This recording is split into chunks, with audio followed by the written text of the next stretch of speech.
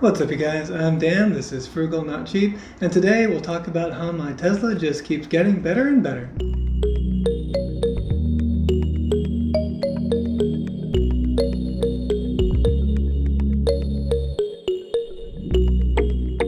So something really cool about Teslas that isn't true about most cars throughout the years is that they get better and better with time through software updates. Tesla is able to send software updates over the air using an LTE connection. Though most of the time you update over Wi-Fi, and this helps save them some bandwidth. But the result is that they're able to push new functionality using the existing hardware on the car as time goes by, and it's pretty amazing. I got my 2017 Tesla Model S delivered on March 6th of this year. It's now just a little bit past the middle of September, and there have been a number of updates that have brought some new features. Not all of them were huge, but one in particular I'm really excited about, and that's why I wanted to make this video today. So throughout, they have of course been adding to the repertoire of voice commands, and so it's able to do more of that. The first feature that arrived was only 6 days after I got the car. This was on March 12th with the 2021.4.12 update, which add the time remaining to Bluetooth media. So before this, when you were playing music on your Bluetooth, it didn't tell you how much time was left in the track, and they added that at that time. Of course, around this time back in New Hampshire, it was still pretty cold. It was really nice that on April the 4th, we got update 2021.4.12.2, which added increased regenerative braking in cold weather. Before, when the pack was cold, things were cold, it just wasn't able to really do much regenerating until we'd been driving around a little bit. And I don't really have a commute. I've been working from home, so all my trips were really pretty short. Jaunts over to run errands, and so there wasn't much opportunity to do regenerative braking until the way home, and this added a little bit more regen on the way to my destination. Then on July 9th, we got a whole new video game, and this video game does look a little bit more impressive, certainly than Chess does or some of the other games out there. This is a game called Skyforce Reloaded. I haven't really played around with it yet, but I'm sure at some point I'll have occasion to. And this came in the 2021.12.25 update. Then on my birthday, there was another small feature that arrived. This is August 28th, 2021.32.5. The update basically came with better range estimates based on real-world conditions. I haven't noticed too much of a difference. I've always found that, well, I set mine to not use miles. I've set everything to do with percentages, just the way you would in a gas car. You're just looking at how full the fuel tank is, right? That's essentially like the percentage of the battery pack. And so I just switched away from using the miles. I've been using percentages, and the estimates for what my state of charge is going to be when I arrive, how much it's going to take to come back, have been pretty good. Sometimes it was a little bit optimistic about the state of charge on the way back doing a round trip, but I think that's gotten a little bit better over time. It's gotten to be a little bit less optimistic and a little bit more conservative in those estimates. Then this month on September 1st, we got another pretty big update, which was the addition of Disney Plus. Now, I don't subscribe to Disney Plus yet. Sometime I probably will, just to catch up on The Mandalorian that everyone's been talking about. So I'll subscribe for like a month maybe, and then cancel, or if there's a free trial, I'm definitely doing that. Anyway, that came with 2021.24.5, and it also came with some other improvements. It came with automatic saving of events using the dash cam.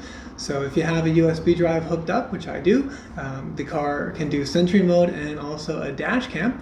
And I had it set up to where if you'd honk, then it of course would save the clip. It's always recording, but you can tell it when to save by either hitting a button or honking on the horn. But now it will automatically save when it thinks there's been an incident, like an accident. So very good feature that they've added just over software. And then the other thing that they added, which doesn't help me because I don't have an unlimited plan, I use Google Fi for my phone plan because I pay just about $24 a month. But if you had an unlimited plan and you didn't have premium connectivity with your car, I get free connectivity on my 2017 Tesla, came with the car. If you didn't have that, now you have the ability to stay connected to Wi-Fi while driving. You could always sort of do this. What you could do before was just to reconnect while you were already driving, but what would happen before is when you were parked, if you were on Wi-Fi, but then you started driving, then it would disconnect from the Wi-Fi, and now it no longer does that. There are probably some scenarios where that's not ideal, but it's not an issue for me anyway, because I don't have Wi-Fi out to where my garage is. It's a little bit too far out of range for the Wi-Fi from my apartment. Still in the building, which is great, but a little bit outside of range for the Wi-Fi. If you're wondering how I get my software updates, then I just hop over to Starbucks. I connect my phone to the Starbucks network and then engage mobile hotspot, and then it works as a pass-through, sending the Starbucks Wi-Fi over to the car through the phone. Costs me $0 in data and keeps my phone plan costs very low. It works really well. I made a video with some more tips and tricks like that called my Tesla 2016 to 2020 Model S tips and tricks, so I'll link that in the description below. So all of these features have come in over the year, and some of them have been more impactful than others, but it's just nice to see the car improving over time.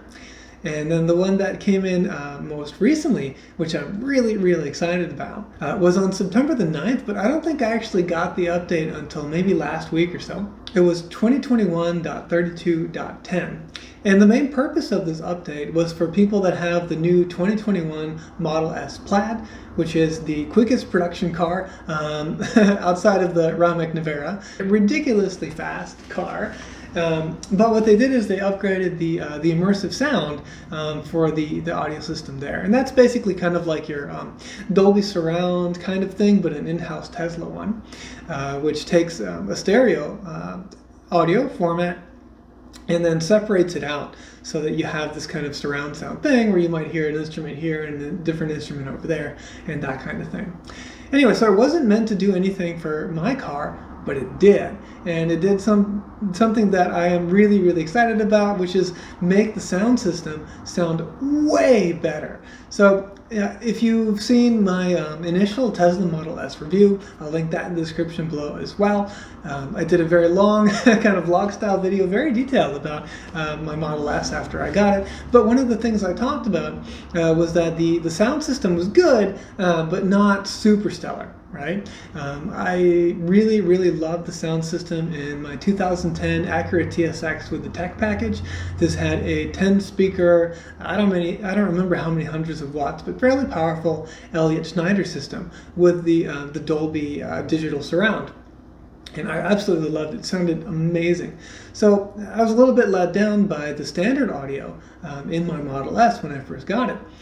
But this thing has changed it up. So I don't know how, but when they added this immersive sound update for the new fancy Model S's, it also upgraded the audio experience in my car. And it's really hard to describe. Obviously, I can't play it for you on the video. But the best that I can do is before, it sounded like most of the sound was sort of right here. So in front of me and a little bit to the right, sort of in the center, is where you'd have the percussion and the voice. And then all the other stuff, every now and then you'd hear it kind of in the back, but for the most part, all the sound was just kind of right here in a compressed area. And what's happened now with this update is that it's gotten expanded. The soundstage has expanded, and now I'm hearing things from all around, and it's a much richer, fuller experience where I feel like the sound is really going right into my ears, and it's centered right where my brain is. It's really kind of hard to describe, but I think hopefully you're getting the picture. It's a much fuller, richer sound that's being all around you. You feel more bathed in it rather than having it in kind of this compact area. And it was really kind of annoying that it wasn't the experience that I was used to, right? And not the experience that you get, for instance, when you have headphones on, which are really good. But now I've got it, and I'm absolutely loving it. Sound system is just great. I spent a lot of time just sitting there listening to music. I took a road trip, an hour and 10 minutes or so each way yesterday, and just had a wonderful time listening to the music. Oh, quick note on that though, the sound system still doesn't sound all that great at low volumes. So really, I think between 1 and 4 or 5 using USB.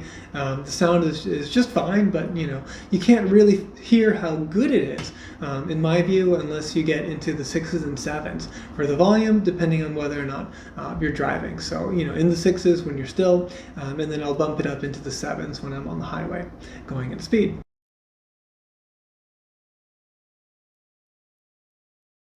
So anyway, really excited. I'm amazed that they can do that just with software. And of course, there is another software update coming up soon that I am really, really excited about. Hopefully by the time that you're seeing this video, it will have been a week since the FSD request button was launched, and I'll have been able to request access to the full self-driving beta. It will log my activity for a week to make sure I'm not a wacko driver, and then hopefully we'll have access to the full self-driving beta in the future. So just mind-blowing to see how this car continues to get better and better with age, something that is certainly not true for other makes. So really happy with my car. Let's see, at some point I'll probably do another review. It's been 6 months since I got the car, so I don't know, I might do like a 9-month or a 12-month review on the Tesla Model S, just to recap, you know, how my feelings are about the car after that time. But sneak preview, you can probably tell I'm really, really happy with it. Anyway, hope you enjoyed today's video. If you did, please hit the like button and consider subscribing. Thank you very much for watching, and I'll see you in the next video.